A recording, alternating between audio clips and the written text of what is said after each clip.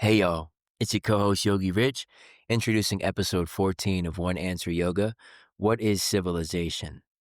In this episode, we dive into what it means to be a citizen. What is right action? How are we meant to grow and operate within the world?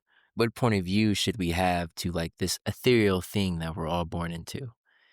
We range across a bunch of different topics. We mention George Washington's farewell address, different Indian scriptures and texts that all sort of point us in the direction of universal unity between our neighbors.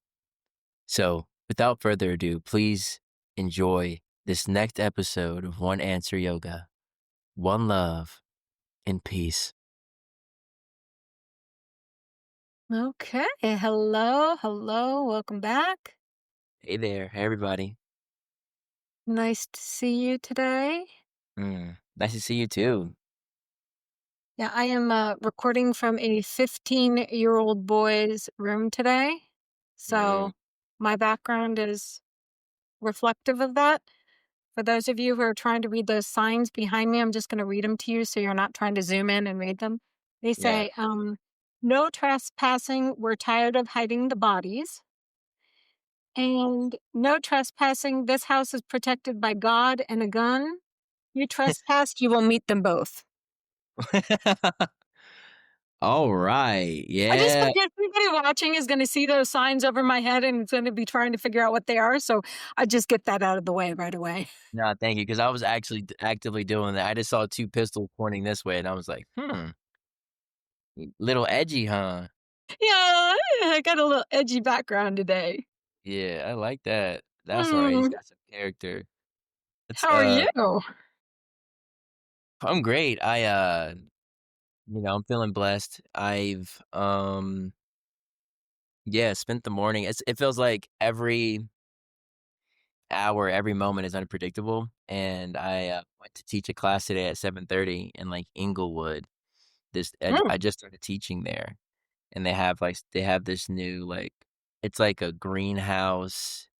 Well, I teach in the greenhouse, but, the whole, thing about that particular spot, Grow and Gather, is they, grow a lot of their own food there. mm. They have, hydroponics, or I don't know, all this interesting systems. And it's and they're rebranding. We were talking about Casa Bonita. The, person who's running it is also the executive chef or something at Casa Bonita right now. And I think, I don't know all the details, but something related to South Park, Tyler, and I guess people around here know their names, but the people that started South Park, they Yeah. also have a construction renovation company, and they're, doing this work. So, it's kinda like an interesting little gig, and it's cute, it's on a little rooftop. Anyways, Their so name I is went Matt and there. Trey Parker, right? Matt and Trey. Is that right? Parker? Yeah, Trey, not Yeah, Tyler. Matt and Trey. Yeah, and, I pulled that out of my 20s brain somewhere. 'cause it's so when I was getting informed about it, they're just saying their names, how do you not know who these people are? When we say Yeah. their names in this order, of course you're supposed to know who these are, but, it's cool because, they have, 10 days left. They're gonna, they rebranded the whole downstairs cafe, so it's gonna be, it's gonna be like a restaurant, cafe section, Mm, greenhouse, and then they have yoga upstairs on the greenhouse on the roof. So so cool. since they're under active renovation, when I went there this morning and I had Kimber with me, they were like, you can't be here while we're doing construction." Then I was like, "What?" "Well, I'm already here." And I'm like he's like, "Well, I'll hold Kimber. I don't want her to go through, go through the building. They're painting the walls. Go through the building and then, go, do your thing, unlock the gate, and then people can go through the outside gate." I get there, there's no key, and Uh, so I can't unlock any of the gates. Luckily, it's only the second class, so the person that's coming is someone that I, already know, and the person that Libby, I mentioned her before. So we ended up just, hanging out, walking the dogs, and then someone else is associated with the yoga studio. She pulled up, her name's Angela, a business witch on Instagram, and, we're part of this, yoga collective in Denver, but, she's, one of the founders, and Yeah, she just pulled up. We just hung out and we just talked about life. She was informing us about human design, and she was Mm, actively moving. That was her move out day. Like she met with her landlord and gave them the key while we were there. And like wow. she had AC units. Remember how I said I don't have AC? So like she Yeah. had some AC units that she was like giving away for the low. And then they also had tools like drills, like the tools that I left in Virginia. She had Yeah. a lot of those. Um, that was she was letting go for the low.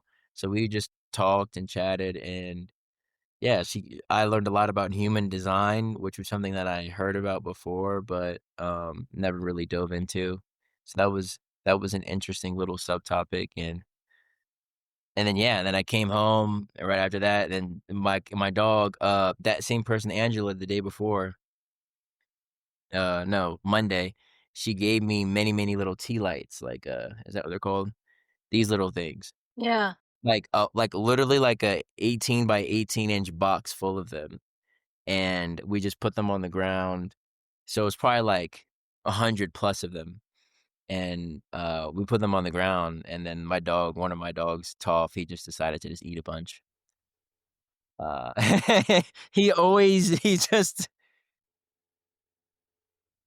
that's how he is. So, anyways,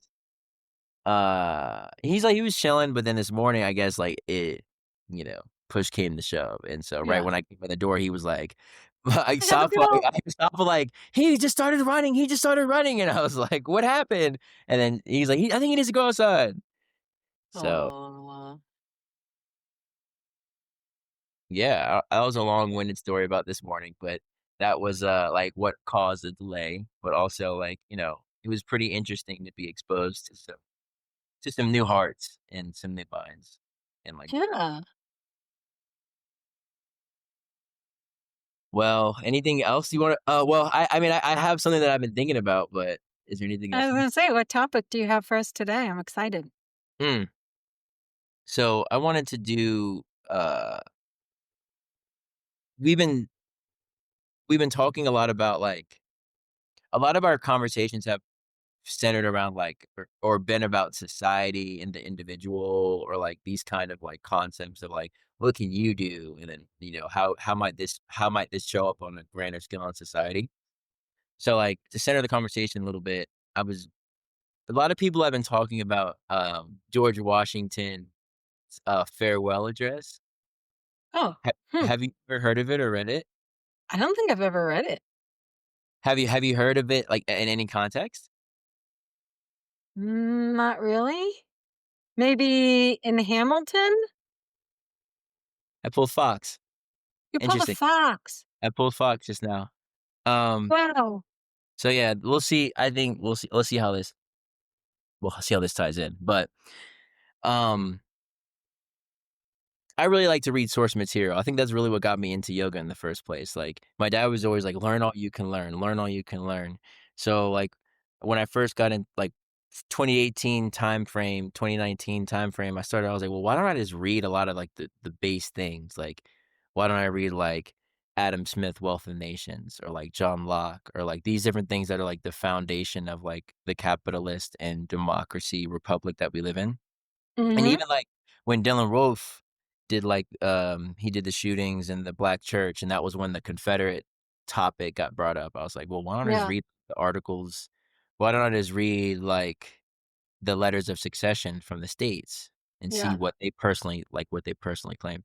So, that's, like, kinda like what I like to do. And, um, so anyway, so I'm listening to Scott Horton on Lex Fridman. He did a 10-hour podcast, and Scott Horton is the director of the anti-war, or the Libertarian Institute, and he's like runs antiwar.com. And he's like, Oh, um is and this a new podcast? I haven't seen that one. yeah, it's new. It's probably the second one. Yeah. Okay. And he had done a debate, and he was a little bit frustrated at how Lex edited one part of it. And it was a 5-hour debate, and it was on Israel and Palestine, and Lex edited, Ooh. like, an hour of it, or he just it was like 40 some minutes of it, and it was, like, part of it was because it got a little disrespectful, and part of it, though, was the reason why he was a little frustrated with it was because he kind of the guest accused him of being anti-Semitic, Mm. and Lex ended up cutting his response. Oh, But he's like, I'm not anti-Semitic, like, this none of this. You kind of like are just throwing that out there. And so, anyways, so they do like a 10-hour podcast, and in there he mentions George Washington Farewell's address, and I've heard people mention it before, but I was like something clicked, and I was like, why don't you just start reading it yourself, like you yeah. know? And it made me think of the first point I want to say is like what is civilization? So we have to like we can use even broader context, but like you can think of like American civilization, like as because I'm using George Washington and like what were his thoughts? Because it was very interesting because he was starting a civilization, and then he's reflecting on that in a way. So it's like, what is a citizen in the first place? And as I'm reading George Washington words, I'm like, the first thing is like literacy, because I'm like, if you can't read if you can't read the Holy Quran, for example, or like if you can't, how in your Arab, how are you going to understand these words? If you can't read like in their own words, and I think like a lot of us, like if you're just to pick up like one of their writings, like in text, any of their writings would be extremely difficult for like the average American who hasn't gone to like some sort of like collegiate level English to read, because it's so different, right? But anyway, so as I'm reading it, the point that they always emphasized in that is like George Washington's main recommendations were do not have parties. That's what most people always say. They're like and he's like don't have parties, and don't have first of all, like specifically don't entangle in European affairs, but more generally broadly don't have foreign alliances, because then Mhm. those nations' alliances start to subvert your own.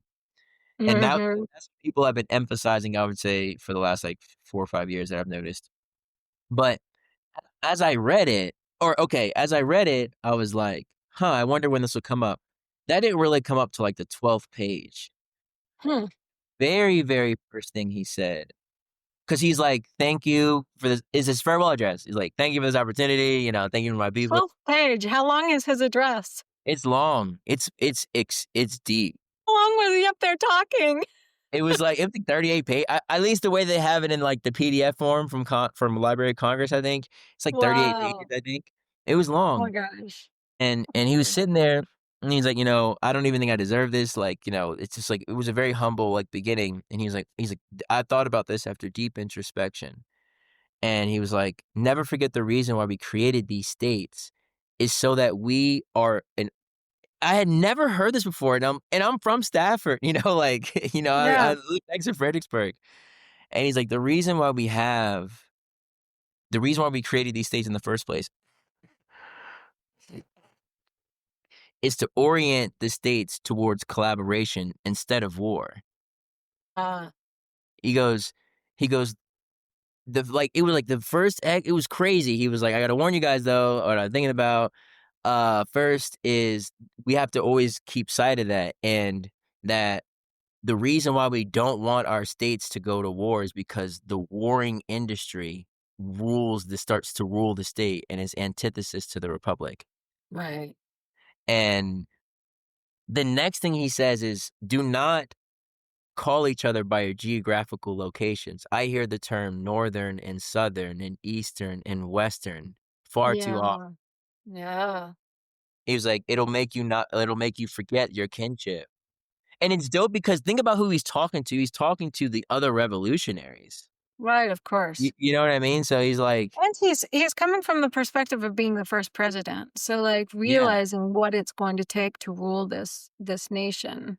mm, yeah, Um I did yeah, look it up. It's 7,000 words. He did not deliver it as a speech. It was actually written. But mm, if you were to deliver it as a speech, it would be approximately, they said 20 to 30 minutes reading time. okay, So, yeah. yeah. Hmm. But like it was very intriguing how he started with that, and it was very foreshadowing and like obviously heartbreaking given the history. Um and But yeah, it's like I feel like I was very fortunate in my life to be exposed to certain things. I was exposed to certain information that I feel like gives me a different view on the American society and at least the ideals of like the social contract and all these different things. And but so many of us have a very different definition of what that means to be a member of a civilization, of what it means to be civilized in the first place. We were even teasing in previous conversations about like Northerners and Southerners, and like we're talking about Thomas Jefferson versus like Alexander Hamilton and their point of view and like how they viewed Mhm. civilization and what they thought civilization was. So I wanted to start with like the basic unit of a civilization is like, what is a citizen? What is a person? What does that really mean? Like, what does that mean to you? Does yoga give us any insight on how to be a citizen? Um, like how to kind of play this play of life all together in a collaborative way? Um, does yoga have any thoughts on government itself? Like, you know, that might translate from like that ancient culture that might be like a through line through today that might like help explain what it means to be a citizen. And yeah, just any kind of thoughts there, and we can branch off in any direction on what that might mean to you. I don't know if this is answering those questions, but a couple of Yeah, things come to yeah, mind for sure. immediately when I was listening to you. First of all, is it's interesting because Swami Satchidananda always said, "Don't have boards," which is funny because our organization is full of boards. We have so many boards and committees and all these things. And Swami Satchidananda, before he passed away, was very clear. He said, "Don't have boards in the organization." But for some reason, we didn't feel like we should listen to him.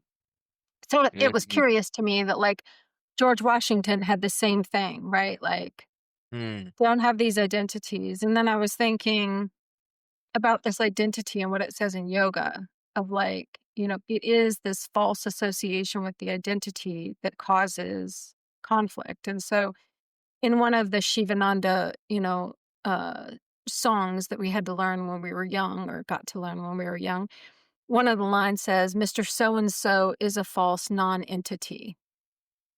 And so this idea that like calling yourself by anything, any association with anything is false. And it's like not really an entity. So I see how like even Washington and his enlightened state at that moment really saw that if we continue to associate ourselves with these different things, we are going to think again, we talked about this before of like that otherness, yeah. like creating somebody else to be the other is going to eventually break down because anytime you think of everything else as something other than you, then you're at conflict with it. So Mm, anytime we separate out, now again, our mind is set up in such a way that it wants to classify, judge, create these things. And so part mm, of the process of yoga is overcoming our mind's natural inclination to want to categorize and classify everything. But it's in that categorizing and classifying that we start othering things, saying, that's that, I'm this. And therefore, then it creates conflict between the things. And I just wonder, like, if we'd had actually listened to Washington, what would our country be like today? Like, if we didn't have the North and the South and the East and the West, and we didn't think of, like, these people are doing that or having parties, right? Political parties. Imagine if we had done away with our political parties somehow. I don't know mm. what that looks like in a democracy or how that even works not to have political parties. I can't even comprehend it as I'm thinking about it right now. Kind of breaks my brain. Yeah. But and then also like this, again, like anytime you're associating with other causes or other people, like there's always going to be some sort of conflict that gets brought up that when you're in support of or not in support of rather than just being in obviously Washington wasn't speaking of it in like this yogic text, context. Yeah. But it's interesting that um yeah, that's really what like first came up was like, wow, Washington was saying like don't have all of these You know delineations and these controls. And then Swami Satchidananda was saying the exact same thing, like do not have all this stuff in their organization. And I'm always going back to the organization and being like, what would happen if we just went back to what he wanted us to do? Like, what would our organization look like if we did away with all of this that we created after he was gone and just went back to what he envisioned? And I wonder what would happen to our country if we went back to the image or the vision of what Washington had for us. Yeah, I'm curious to know more of why Swami Sachinananda thought that way, and then, I'm halfway through it, and he's at the part where he's explained the first reasons, and it was interesting for him to explain the party reason. He was like, "For other reasons than we might think." Well, first he said that usually, like what you're saying with, like, the boards, and he goes, "Oftentimes your opposition, it can then be subversive because they have space Mhm. to meet secretly." Yeah. And, like, so then you're like and it's like, oftentimes, yeah, oftentimes that's how the opposition comes. I It really, like, made me teary-eyed a little bit because it's like, it makes you think about, um, things that we've normalized, essentially, and as, like, almost like if someone like, it's like someone took that and was like, "Hey, if you wanna, like, kind of do the counter of all of these things, like, this is great advice for the enemy to read, essentially, type energy, like, they know your playbook now." It's like, "Okay, we'll sow the seeds of division." So he continued on to say, "Another reason why not to have parties is that it makes a lot of space for foreign influence, because the foreign influence can aid a particular party in overturning another."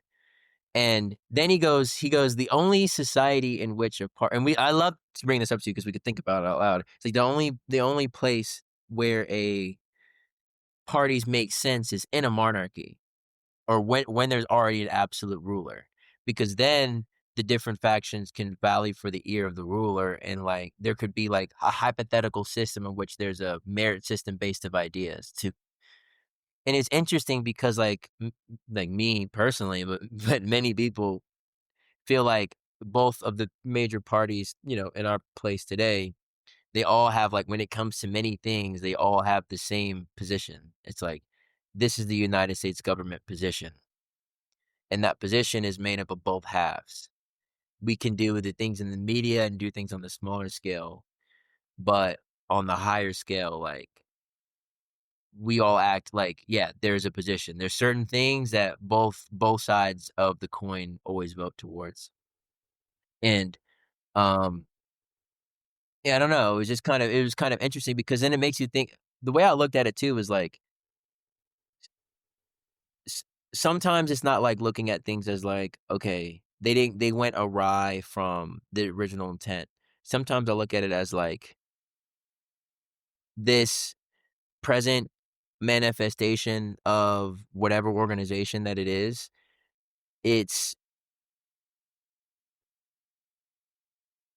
its emphasis, like, it's essentially the people that are drifting it further and further and further away, like, if they all came face to face with George Washington, all heard this address, and they still decided, like, "You know what? We don't really care. We're gonna continue with this path. We're gonna continue with this way," like, I don't know, there's something in us that we just have to learn from experience and not just, like, trust that person, because that person could have been like you, and was like, "You have slaves, what do you know?" Like, I'm just kidding, but, like, Right. could Yeah. have been like, whatever, like, and I wonder how much of that is in us to be, like, just rebellious, even in people that we look up to be, like, a little bit rebellious against them, not out of disrespect, but almost out of just, like, love of your own life and love of your own personal expression. So fascinating because, like, when I met my husband, he was not into politics. He wasn't particularly into history, and that kind of stuff wasn't interesting to him. And I don't think he really was aware that there were other parties in the United States Mm, because we have split into a two-party system, whereas many other democracies have multiple parties. And I think that's kind of part of the thing is because now we're just hearing two warring voices as opposed to like five different viewpoints. Which I think would be much more balanced, and I would love, love, love to see, someday a time when, we had a five-party system as opposed to a two-party system. Um, but yeah, it's interesting to think, like, what when you have opposing forces, of course, there's going to be opposition, right? You have to, Mhm. it's like two forces. Eventually, I guess it makes sense that they got so far apart because there's pressure to be more and more s- um opposing, having these opposing ideas. Like you believe this and we believe this, and so we have these like different viewpoints which are supposed to bring balance to our system. But instead, I feel like it's created too much conflict. Like he was saying, like it's automatically going to create conflict when you Mhm. have these two people or these two different sides that are going at it all the time, all the time, all the time. Which, you know, Mm. it's interesting because it's also kind of the idea of why there's boards, right? Because boards are meant to bring lots of disparate voices together so Mm. that you don't get into too much of a silo of one idea. Um, and so on a really healthy board, you have different people who are bringing a wide range of really beautiful differing viewpoints. Um, as Mm. opposed to just having like, uh one or two different ways of looking at stuff, Mm. which I mean, that seems like a good idea, but sometimes I think with Swami Satchidananda, I think the biggest thing was you can talk yourself to death. Like, you have too many committees. It's funny because I'm such like, I love this idea of, governing in business now. There's a real move for less hierarchical type of business, running a business and having it be more like, circular and inclusive. And so you don't have this system of like, this is at the top and all these people are underneath them. However, the way we try to do that often is in committees. And so we have the other side, especially in nonprofit organizations, you have all these committee systems. But what can happen is the committees are just so busy meeting and talking that it is very hard to like create the momentum and keep the momentum going for action. And what I've found, at least in my own leadership, is it really is supportive to have one person to just finally be like, okay, I hear you all. I took all the viewpoints into consideration, but now I have this umbrella picture and I'm going to be the one to actually make the decision. And I think that's what Swami Satchidananda was saying was like, sometimes you need that one voice, that one person, that one leader who's willing to take responsibility for the entire or be responsible for the entire wellness of the organization. I think that's what makes a good president too. When the president's like, look, I'm hearing the left, I'm hearing the right, I'm hearing all the different voices and all the Mm. different opinions, and I see a bigger picture than anybody. Ideally, the president would be seeing the biggest picture of anything that's out there. And then I am going to make a choice that is in the best interest for the majority or the nation as a whole, not just one party or the other party. I don't think we live in a political system that's working that way. Yeah, I mean, we definitely haven't. Yeah, everything you said was fire. I love it. I mean, there's many things that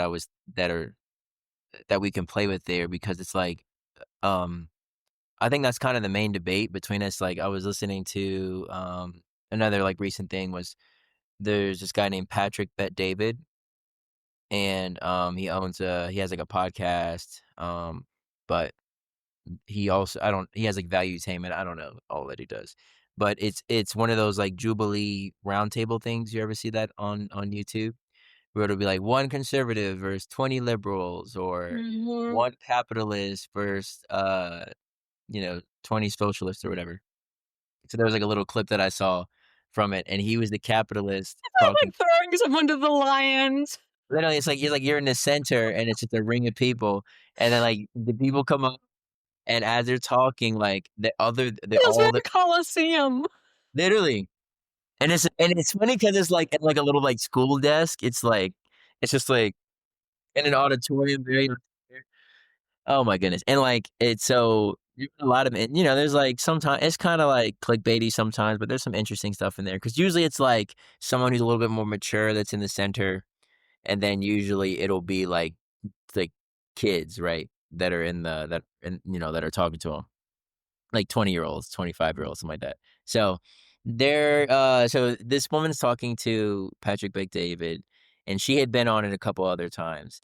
And she's a communist, and she was explaining communism, and she's like, stateless. It's like stateless, classless. Uh-huh. Dang, I forgot the last word. There's another one. Let me see. Uh-oh. Let's see. Stateless, classless, something society. Like stateless, classless, or moneyless, or something like that. Um, and I feel like there's people that are on that spectrum of how they'd like to see civilization be formed and organized based off of their temperaments and their belief systems.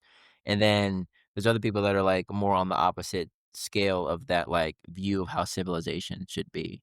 And then I just Mhm. started thinking to myself, like, first on the first point, like both of these views of civilization are like were made in Europe, but also other than that, like who are we to think about civilization like that? Like how are we to how are we as members of a civilization supposed to like decide how the rest of the civilization should live so that we as members of the civilization have a more comfortable stay here?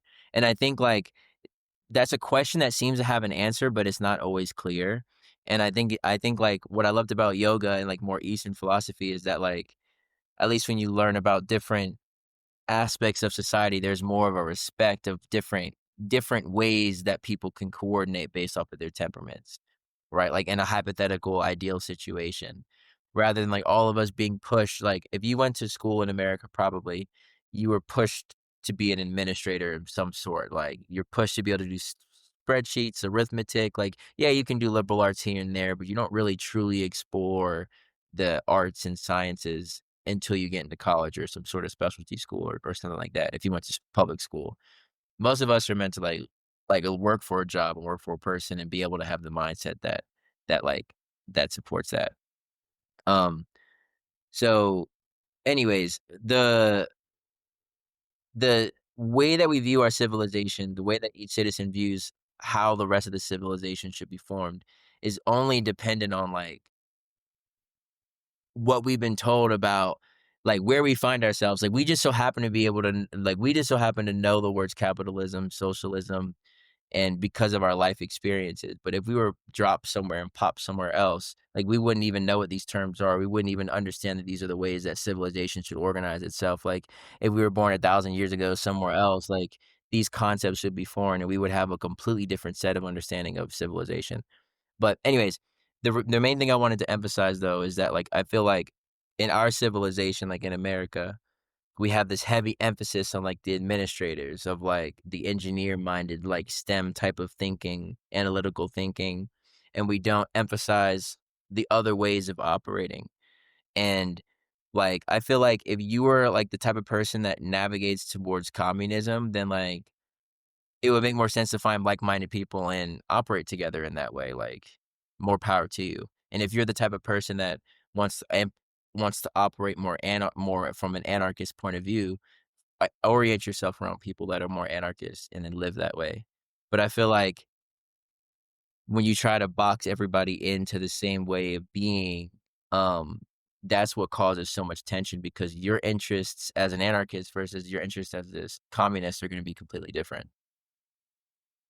Yeah, and I think that doesn't just go with, like, political beliefs, but also, like, countries and what we want as a country. I think that's one of the biggest problems with when we talk about white colonialism, was the colonialists came in and they were like, "Us first, everybody else comes second, and they don't matter, and we are only looking out for our best interests, and if we destroy entire civilizations of other people, we don't care, because we want everyone to be basically the same as us anyway." So, you know, I think that's definitely problematic it's interesting because in yoga, obviously, the ultimate goal is to not identify with anything, right? Again, like this idea of like Yeah. everything's a false identity. That's a really big thing and probably not very practical for the most of us.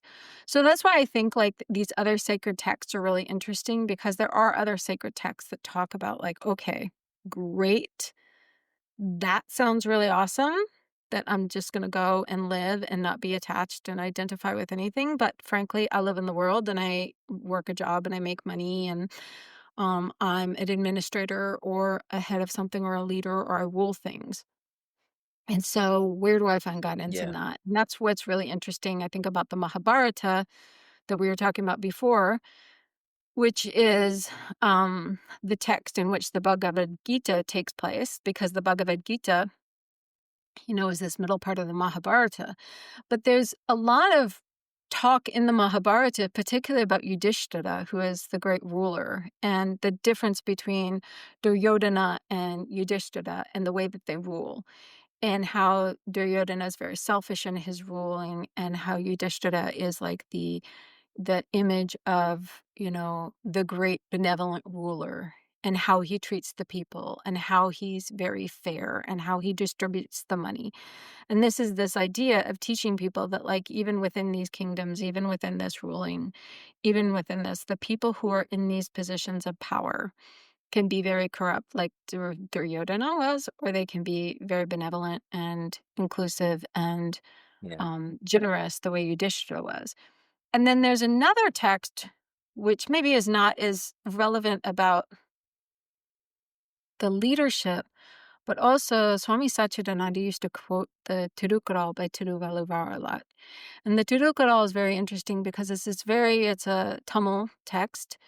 And it's very interesting because it's very practical. It's like, how do you live in relationship? How do you be a good parent? How do you be a good husband or wife? How do you be a good business owner? How do you be a good citizen? How do you like work in the world and navigate this world and still be um in alignment and, you know, authenticity and all that stuff that we are all trying to be in this day and age? How do you be all those things?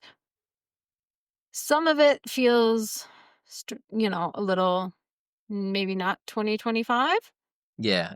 but some of it is actually still really powerful. And some of it really still is very valid. And if you haven't had the chance to actually, the Tirukkural is like very small little snippets and it's in chapters, and you can read the chapter and then it has like the little um, pieces about it. But um, some of it's very powerful. When we were young, we would always study these sacred texts, and then we would learn how to recite them. So the Tirukkural was one that we learned to recite um, when we were kids, and so then as I got older, we would study it more in depth. But it's a great text. I mean, it really has still a lot of wisdom about how to live in harmony while you're still engaging in the world. And Mm.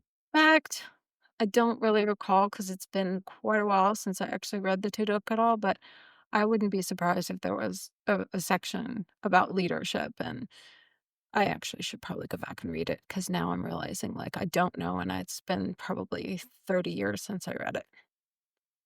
But Mm. it's very practical and really lovely because it talks about these questions of like, how do I be a good student? How do I be a good husband? How do I be a good wife? How do I be a good parent? How do I be a good child? Like all of these things in the world that can be really confusing. Because again, ultimately, the Swami doesn't identify with any caste, creed, you know, religion, family, country, is totally neutral and doesn't have any attachments. That's, in the Bhagavad Gita, that's what Krishna is saying. Like, you release all of your attachments, don't have attachment to anything. You withdraw all the senses and release all these worldly attachments. And that is the man of, ultimate wisdom. Mm. But most of us aren't there yet. So we could use a little guidance on the path until we get there. And it's really incredible how these yogic texts have these really practical, guidance. And again, some of it you have to take a little in context, but you know, it's still really powerful. Yeah, yeah, it's reminding me that it's like we're playing house with the earth, and it's like we just so happen to be like, a bunch of beings in the forest kind of, and we're just kinda deciding how we wanna live and play together, and Mhm. I love seeing the texts and, like, I haven't read that, but I have seen some of Swami Satchidananda's quotes, and he also wrote, like, To Know Yourself, which I would say is a very practical book that kinda goes through the different multifaceted aspects of like human life, and it's just like talking about food and fasting and prayer and community and this and these different things that I think answers those questions, certainly at least up to the point at which he wrote that book. And I think what would be added now would be like how we interact with virtual reality, um medicine, or different like medical interventions. We're talking about Botox, from Botox to vaccines to steroids to all that kind of stuff, all this technology that we have. And then the real international touch that we have. Like, they might have felt different people from different villages were dispersed if you were walking from on foot. But like now we have like a much more interconnected space. So, and that's what I loved about yoga was like, and yoga, the swamis that taught yoga is that like it's very practical. It's very practical, and it's very much like experience driven. It's very much like here's the idea, because it's like it's never like you must do this, and if you don't do this, then like you're done. It's sort of like when you try to do this practice that this sacred text says makes you a good husband. You can say, "Okay, do I already do that?" No, okay. How have the results been for me acting the way that I'm acting now? Not that good. Okay, let me try this, and that's how you develop, like, faith in conviction in the text, and that's the only way I think it works for me to really believe something, but, it's just not meant to, like, yeah, if you try it and it doesn't work, then don't continue with that. But I like the idea of like we're just playing house. It's sort of like these are all just titles. This is all like really in the human imagination. Even like, title son, father, these are all just like roles that we play. But the human mind, for whatever reason, or the human personality seems to want to play house. Like we seem to like to play house, like just playing house in and of itself. We also seem to like to play fight, like, and it's funny because when I was thinking about like the warring states and like even Europe's history of war that we talked about, like the colonial system is like this is very much a game. It's war gaming. It's a game. It's like it's a game mindset. Yeah. Um, Unfortunately. But still also it also does, like, reflect that light that, like, some people just like it just because it's fun, like, some of us like to organize society, some of us like to think, like, "Oh, what would utopia look like?" Like, "What if we all had it? What if we all made the same? Or what if we all had complete and total freedom?" Like, we like to, like, fantasize about those things just because it's fun to play house, like I think there's something really beautiful about that, like, when you have a dog that has just a completely different set of instincts and mannerisms, like, you see, it's almost like, oh, they're just like, the way my dog plays, it's like she came out the box wanting to play that way, like, she likes to, Mm, like, go down like this, she has certain gestures that she does, and she wants to do this, like and it's, like, predictable across and I think that we're yeah. like that t and I remember Swami Satchidananda wrote in,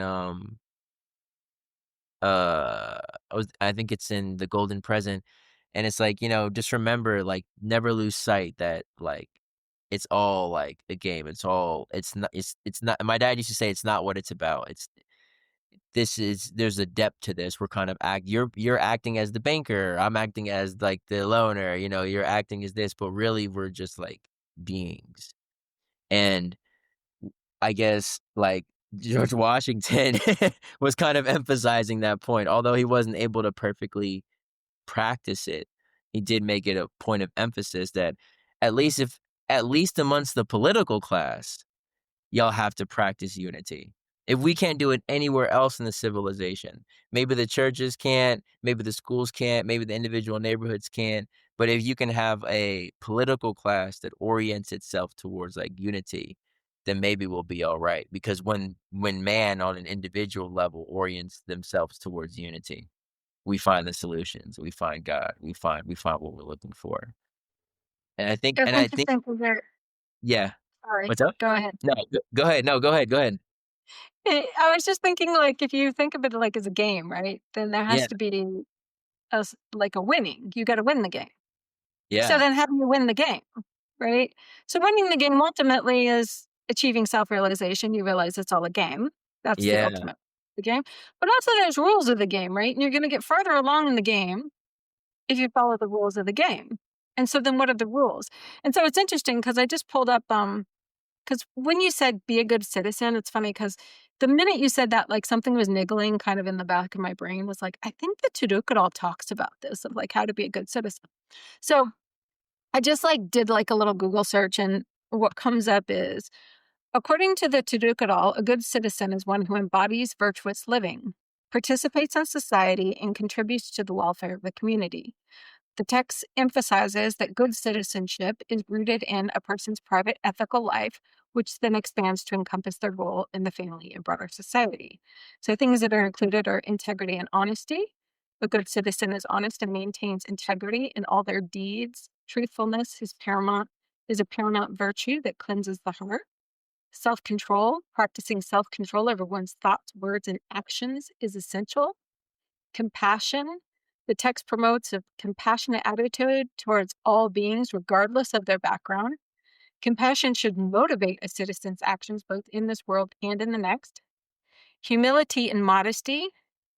Greatness is characterized by humility, while pettiness is accompanied by arrogance.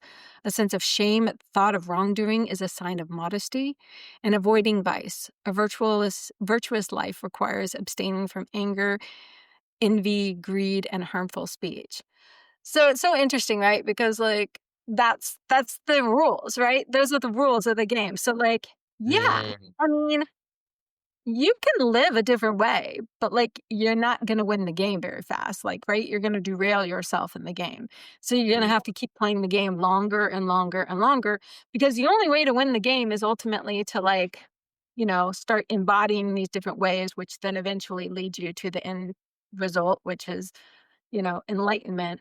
But you're going to get to the end faster. You're going to achieve the ultimate goal of the game if you play by the rules of like, you know, or you could just have like instantly you could win the game if you had the ability to just like, wow, boom, wake up. I'm aware. Mm, But mhm. instead, most of us are not going to be able to get to the end of the game that fast. And so we have to do all these steps along the way of the game. And part of that is being a good citizen, being a good leader, being a good husband, being a good wife. And so that's why I think like the Mahabharata, the Tudukadal, they give these examples of how to live a virtuous life so that you are essentially, going to make it further along in the game faster. That's just kind of what's coming up for me right now. It's No, just that's because dope. think about it like in that way, right? Yeah, and I think the game mindset aspect, towards life kinda changes even how you, like, interact with it because it's like, when you're playing a game, like, you wanna win the game or it's like, you're also not attached you're not completely attached to the outcome of the game, like, at least not every game you play, like, some people are sore losers, I've met many and I beat them, but, no, I'm playing. I think that, like, when you take the mindset of, like, these are just the rules of the game and, like, it's pretty straightforward, and and it's like, that's why I kinda love video games is that, like, they've really those of us that like video games and played a lot of them, it, like, really helps with that analogy because when you play video games, like, if you're playing, like, an adventure game, like, life is sort of like an adventure game with, like, multiple people along the line that are kind of they're kinda placed along the way, and you have different options you can take, and you have a certain skill set, specific to that video game, and, but in video games, what's really beautiful, and I think that it's also a reflection of like life, um, certainly from one point of view, is that like you don't really get punished for not succeeding. Like you might get held back. You might have to redo the level, but it's Mhm. not really a punishment. Like, as you're going to the end of the level, like, you're sharpening your skills, you're getting better, and then, you eventually pass the level, you get a checkpoint, and then now you're on to the next challenge. And it's more so like every single step of the way you're getting sharper, you're getting sharper, you're getting sharper. And it's easy to kinda get that mindset when you're playing the game because it's very obvious that you're essentially getting better at holding the controller and moving your thumbs, right? But it's a whole mental thing, and I think, like, with yoga helps us look at life like that, like, you are the controller of the mind body. This is the instrument of seeing. This is the instrument of, you are not this, but this is just the instrument. This is sort of like the controller, the console, and the TV, and you can play with this as you will. Um, I was I love talking I was the idea of, like, how also your skill set, right? You have to gain skills along the way. So imagine if the skills you have to gain to be able to, up level in the game are integrity and honesty, mm, self-control, compassion. Like, these are just skills, like, right? You have to get them as you go along so that you can then level up and get to the next level of the game.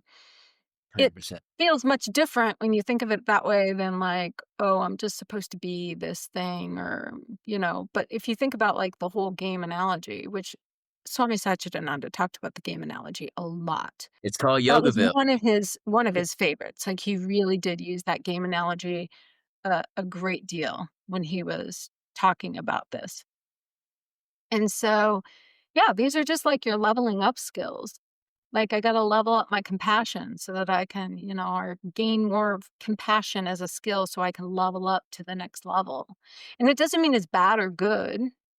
Like you were saying, you don't get punished. It's not bad or good if you can't figure your way through the game. It's just some people are better at navigating. They navigate through faster. And then other people, it takes them a little bit longer. And instead, they're lost in anger and frustration and Yeah, hatred and fear and all these things. And yeah, then they come get the skills. They got to replace it with the other skills so that they can level up and make their way to the end of the game, which is why all these texts are important. They're like the little, they're like what do you guys call those? Like cheat codes or cheat yeah, sheets or yeah, yeah. yeah, they really do feel like that, and it's like the codes that are the most important are the ones that I feel like they're, like, most commonly repeated amongst the text where it's like, "Alright, like, this is really something here," and you know what I really love about, like, the game analogy to take a little bit further is it goes like, okay, when you're playing a game, you as, like I'm gonna use, like, a shooting game, for example. Shooting game has certain amount of skills. You could say accuracy, like, your ability to stay on the target once you found the target. Then you could say, like, your quickness or your reflexes, so from not finding the target to finding the target. Then we call it strafe, which is, like, your movement. How do you move your body so that the person that you are targeting can't target you easily? And Mm, then there's the auxiliary, like, if it's, like, a regular shooting game, like, based on real life, it'll be, like, grenades, medicine packs, um, which are kind of opposite things, right? Which different tools outside of, like, things that you can pick up and grab and carry with you.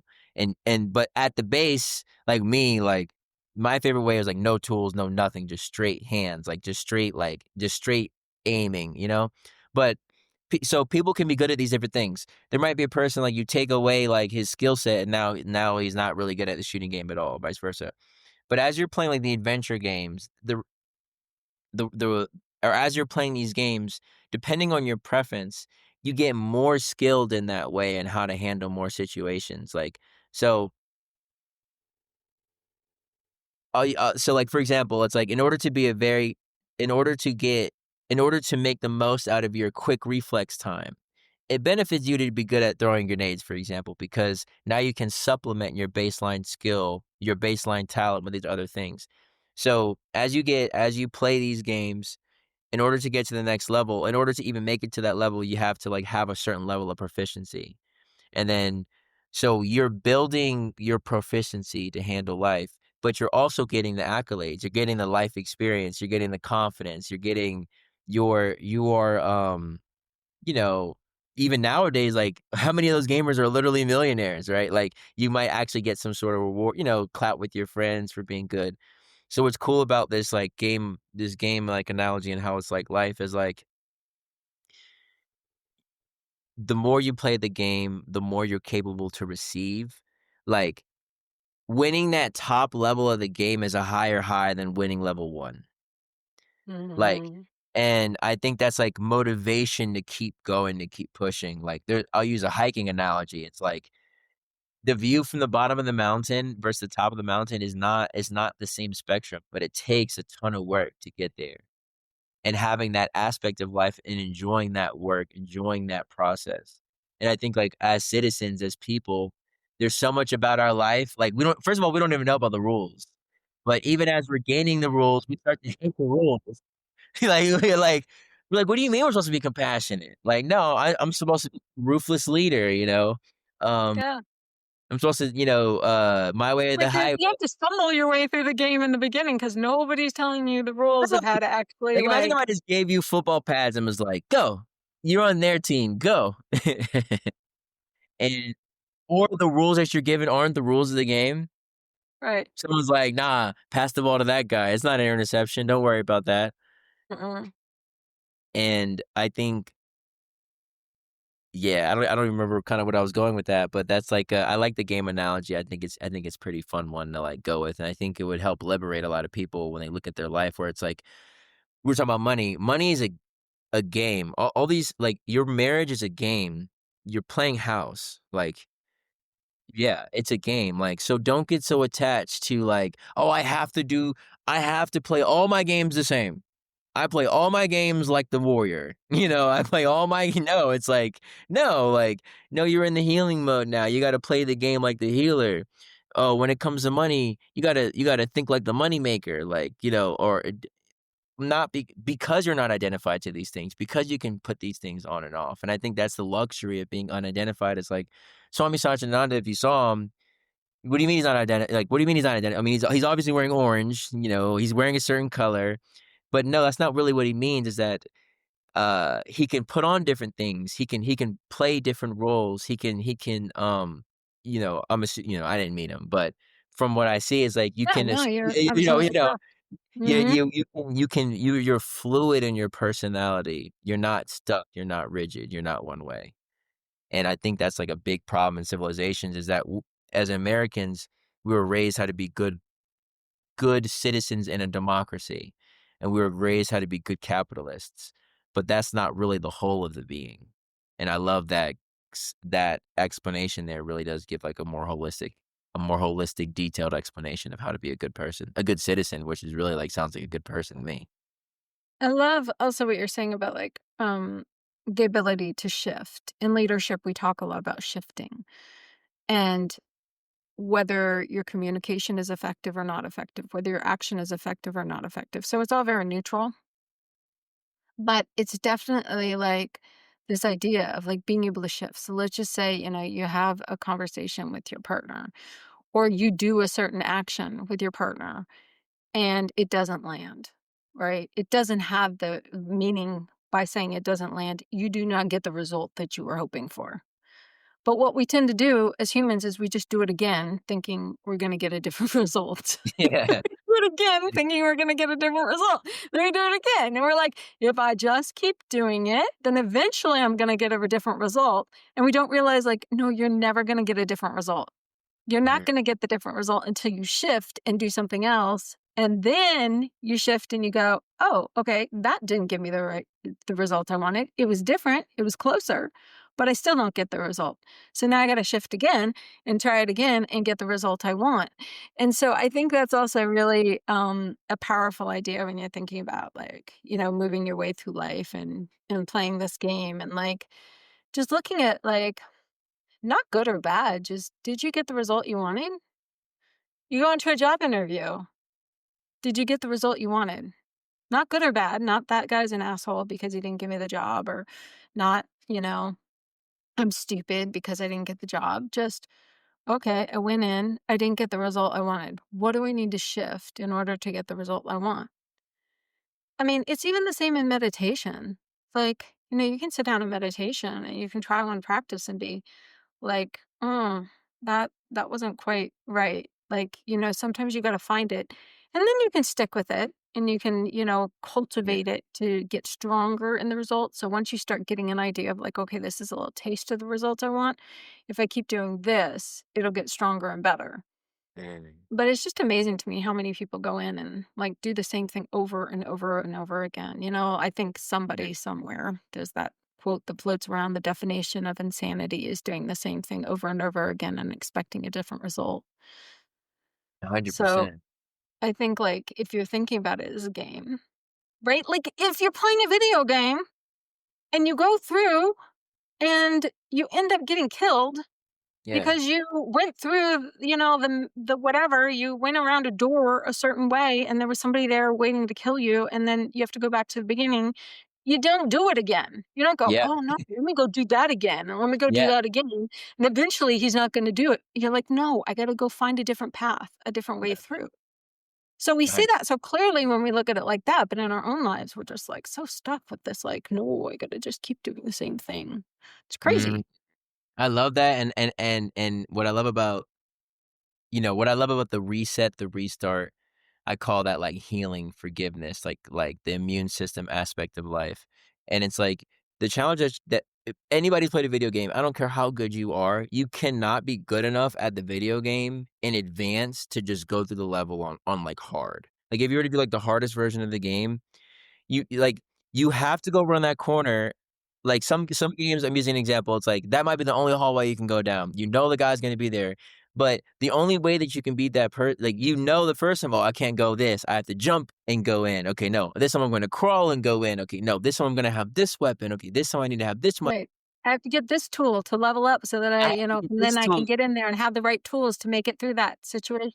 Exactly, and I think that that's, like but that's all fun. That's why people spend all night playing video games. That's really the majority of the gaming, like, the game itself, if you could just run through it, it might be, like, 12 hours, but most people spend 10 times that amount trying to beat a level, and, um, and I think that that's part of the game here is I like that George Washington kinda said, "Our political game here has to be about unity. We're trying to prove a point." The point is that if we have warring states that are right next to each other, like France and Spain and in England and how they and Italy and yeah, Italy or the Holy Roman Empire and how those people they're right next to each other and all they spend their time doing is fighting. Like, we don't need to do that. We have a much vaster space than any of those individual states. Already already by the time the 13 colonies were formed, it was already Yeah. much vaster than, like, the geographical space that say was under, like, right there under France, physically there. Um, he's like, if we orient ourselves towards unity, and it just made so much sense. It's like we'll be able to thrive. We'll be able to like create things and do things, and like it was not a capitalist point of view at all. It was very much just like this is just a better way to live with each other if we focus on unity, and we don't have to fight. And I love that I'm able to kind of like that mindset makes so much sense to me. I think like even like me as an American, when I see like even when I just see like a map of all the countries, it looks strange to me because I'm like, a lot of these countries are smaller than states, and they're sitting here like beefing with other countries smaller than our states. Like it's such a foreign, it's such like a weird mindset, and I think that's the point. I think that was their point. Like, what if there's a generation of people that um say it is what it is. If you don't like it, you don't like it, but this is how we think, and a thought about unity as the primary step when we engage with states, our first step should be unity. How can we and I think that's like the underlying force behind how do you pronounce it? The Tirukkural? Tirukural. Tirukkural? Yeah, Tirukural. Tirukkural. Um It's like because these things are harmonious, these things are good for unity. When you and I love and I don't remember if I brought this up when I brought up the, Outwitting the Devil, the book that I was reading by Napoleon Hill. I don't know if I finished it by that time, but I certainly finished it now. And he said it's interesting, the devil said, "The very first thing a person needs to do is take care of themselves. I trick people into thinking they don't have to take care of themselves." But Mm, what we mean is what the Turko says is you have to focus on your internal integrity and let it shine out rather than thinking you can do things around that'll, like, make up for that internal lacking. And I think that that was, like, a really good that's why I love that that was in there, and that made me think of, like, how that was the other side of the coin where not take care of yourself in this modern sense, but it's, like, emphasize peace of mind, you know, yeah. how I'll think about it. If you don't emphasize your own peace of mind and you try to act like we've said many, many times, or thinking that it's not important or not thinking that your vessel's important and is sort of like critical to this whole civilization because he's like if I can get you thinking about everybody if I can get everybody thinking about everybody else then nobody's taking care of themselves Hmm. and I think um that's like a very you know that was like a cool little correlation between those two texts where it emphasizes that that internal integrity for a citizen rather than always emphasizing on that person doing something wrong or that person not complying with this or that person not paying enough taxes or that person thinking the wrong ideology rather than emphasizing that which is so much of our discourse like in our country is pointer finger pointing on how other people aren't acting the same way I want them to act, rather than emphasizing on are we acting the way that we want to act? How do we show up in our personal lives when we're in our bedroom by ourselves? Do we fall for that temptation or do we resist it when no one's looking? Like I think those are the things, and I love that that emphasize that a good citizen emphasizes that because they know that like nothing's really hidden, like, we're always impacting each other. We do in the darkness, what we do, like, secretly is always impacting one another. I think it's interesting when you're talking about Washington talking so much about unity because that was a similar thing with Swami Satchidananda, but he was talking about instead of like states or countries, like having unity in religions. And so at Yogaville, we have this incredible temple in the shape of a lotus flower, and it is called the Light of Truth Universal Shrine. And this was one of his, great accomplishments. He really wanted to bring people together Yeah, in instead of people fighting in the name of religion, bringing unity in the name of religion.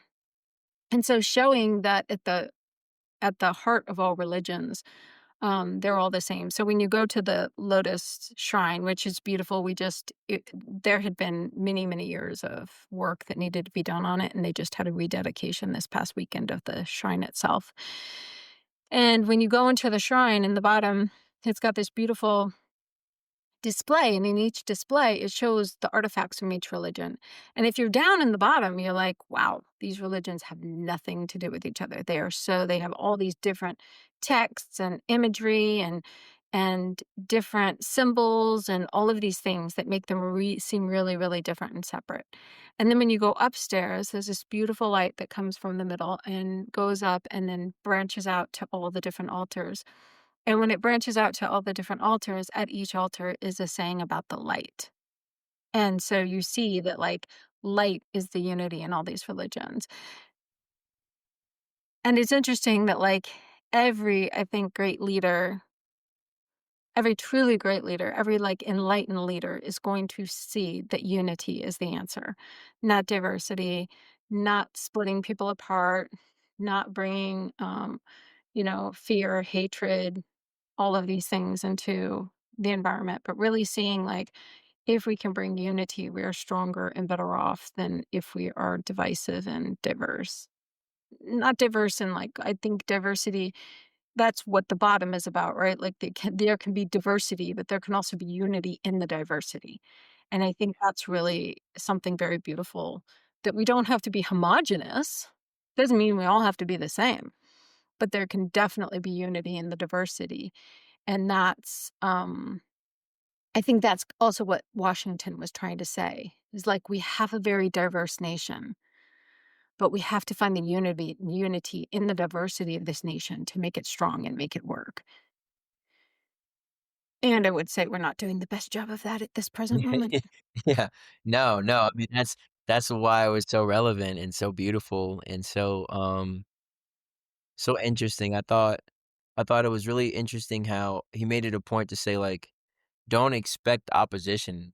Don't expect that divisive don't expect that divisive force to be very obvious. Make space for it to be subversive. Make space for there to be like things happening behind the scenes that you're not aware of. And I love the idea that Swami Shashidananda had. Like I'm in construction, it's the same mindset. Like there's one superintendent, the job will be done on this time. You will work overtime, and then you will work overtime. And if I have to stack the trades, we'll stack the trades. But like just the mindset, you have to have like that central. You need to have someone that can be entrusted with that position. And then I think that like everybody around them, once the plan is agreed upon, like it's go, everybody's go. And I think like the problem with the board is like unless each of the board members are like, I think hypothetically speaking, you could have a system in which like a cabinet-like system, but each of the cabinet heads would have to be like the absolute authority. So it's like we go like, okay, we have this thing we want to implement. It's gonna, that's like by say the head director or whatever, and that's gonna involve these three cabinets. Like from this point on, it's just under the jurisdiction of y'all three, and that you have the final say in each of those things. Like that's how it was on each job site. It was like the superintendent and the project manager. Yeah, we worked for the bosses, but if we didn't have that liberty to make our own decisions and actually like have authority to be like, no, this is what we're doing, and I'm sorry if you don't like it, you can go somewhere else. If you don't have that capacity, it's very hard to get very meaningful things done, like big things done. And it's interesting, this kind of wraps into, like, astrology a little bit as we move into Virgo. Virgo is about that, like, Virgo is about the virgin, and, really what it represents is, like, purity and that discernment about what can be accepted, what can't be accepted. It's about that meticulousness. It takes, like, the energy of Leo, which is like that, like that summertime, peak summertime, just like, "I'm here to shine." And it says, like, now what's fun is, like, the organizing, deciding what should stay, deciding what needs to leave, all in the name of purification. Yeah. And I think America needs to drop the division. It's not it's a toxifying agent. It was identified in the very beginning as a toxifying agent. He even says that, like, he goes, I know this is a democracy, so we might vote in things that might be counterproductive to what I'm saying. So I'm not gonna fight that, but all I'm gonna say is that we must be vigilant of the tendency of, um, certain organizations, certain things to, like, subvert the will of the people, essentially. Um, It was and amazing how they had so much foresight. Like, when you read these papers now or, like, you go back and you, like, listen to what they were grappling with, how incredibly, incredibly insightful they were.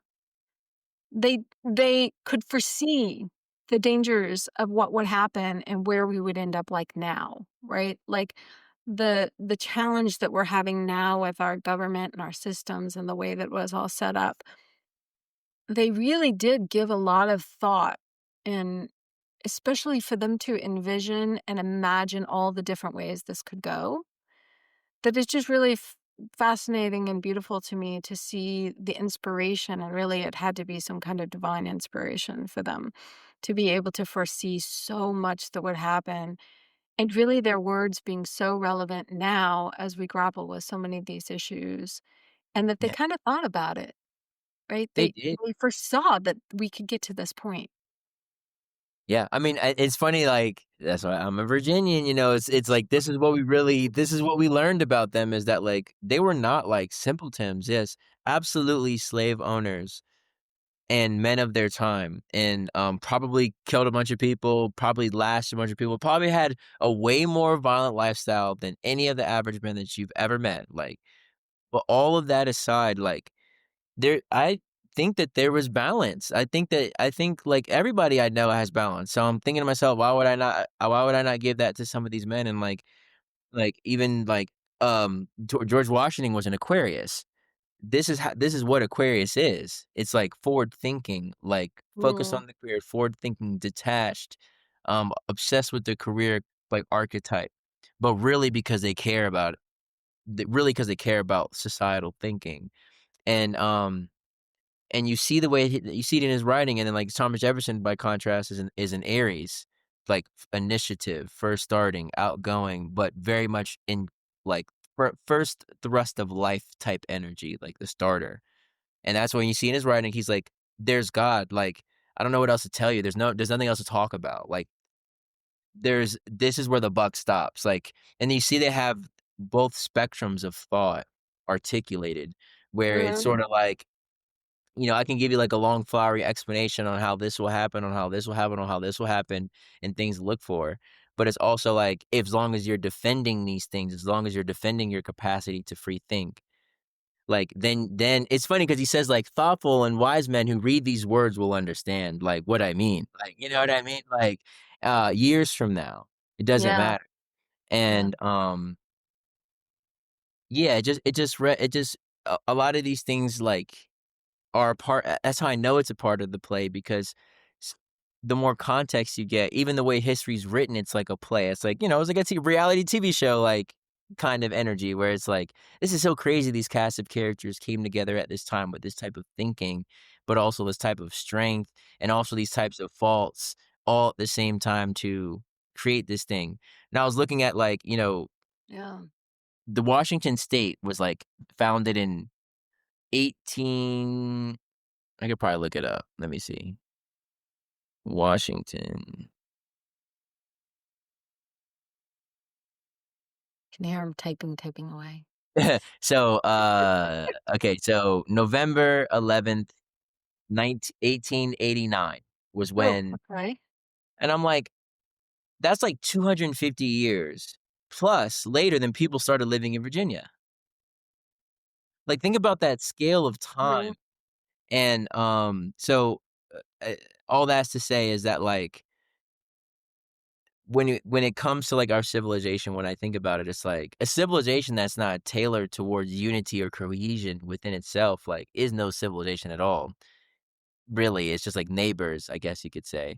And, Yeah, like, you're not working as a unit. You're not working towards this common goal of unity, and just like you're saying, like, I feel like that has been, like, cut to shreds, because I don't think unity is necessary for the government to function. Like, from the government's point of view, like, they would almost rather there be tension, um, because as long as what the position is, as long as whatever's being done to execute the agreed upon position, then those things will happen. And if there has to be division, then there will be division. Because often when the people are unified, we usually don't agree, you know, just by default, by like the way that we live, we just usually don't agree with the people that are setting the position of the government yeah, in the first place. And it's like I like the idea. I like what you said. It's like, none of us are raised really with like what's a good president supposed to be like, and I yeah. almost feel like part of that's on purpose.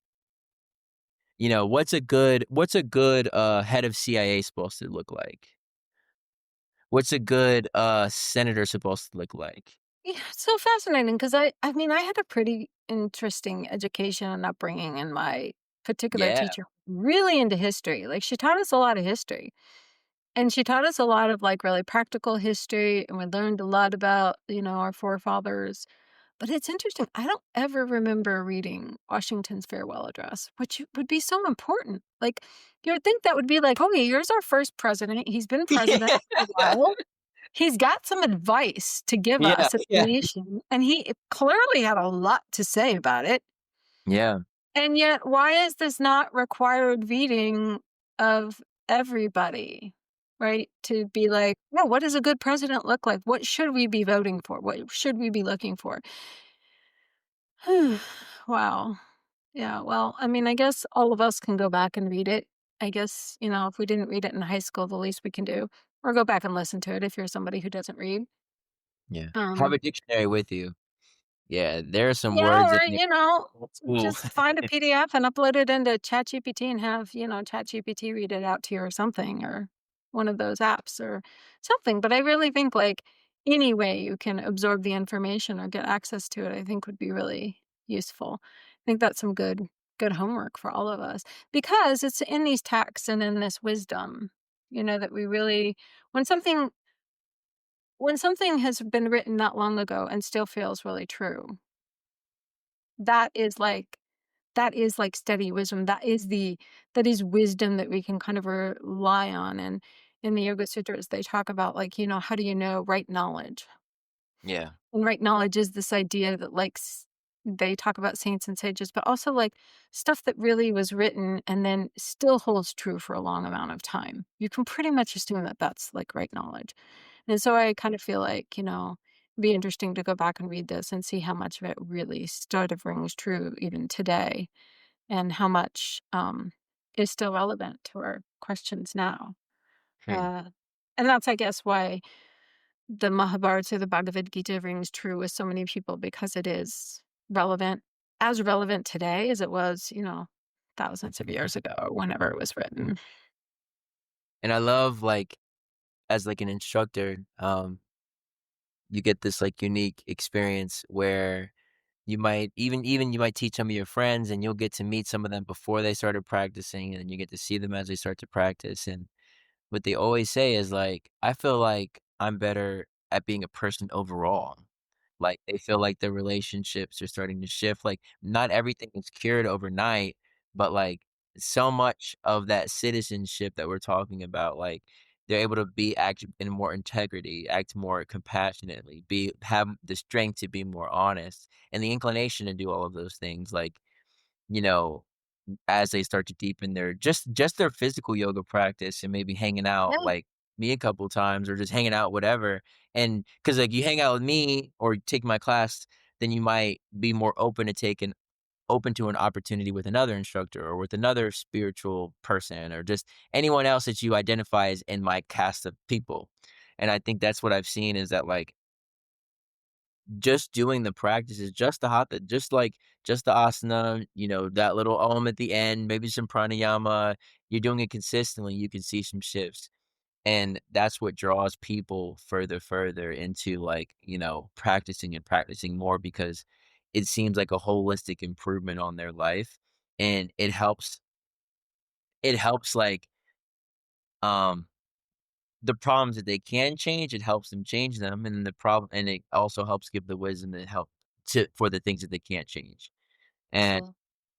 and I think that's all, like, citizens really mean because, like, civilization is just the sum of the citizens' minds, really, and, like, all the vices that we see, like, we'll probably go into it more in future podcasts, but, like, a lot of the major vices, um, you know, problems in our society are very much, like, downstream because we have individuals, um, that that practice them, and if we practiced unity. Yoga literally is like union. If we practice unity with self, unity with that authenticity within ourselves, and I'm even working on it within myself, but just practicing that, getting sharper at it over time, is really like the goal of this game. And like just kind of seeing like what we can rack up because I feel like you can never decrease like, you can decrease, but, like, you might not be able to run faster, you might not be prettier all your life, you might not do this, but you can increase your compassion. Yeah, you You can. might not be sharp, you Yep. might not be, like, whatever, but you can increase certain qualities of yourself much, much further into life Yeah. And win at the game. and win. Ha And win. So go out, do yourself a favor, go do some yoga. Also, check out these texts. If you don't have access to the actual text, we all have access to Google now, and Google has access to AI, and AI has knowledge of all the different texts. And so just like I did, just like go in and just query it. Like find out what the Yoga Sutra says about something, find out what the Bhagavad Gita or the Tirupara says about something, and and just sort of see like what are the next things that you can do to level up. What skills do you get to gather in this game of life to try to level up and be able to actually win the game of life, which is possible, and ultimately gain enlightenment and self realization and really find that peace and joy and happiness that all of us are looking for every single day. Absolutely. I mean, I ain't got nothing else to add to that.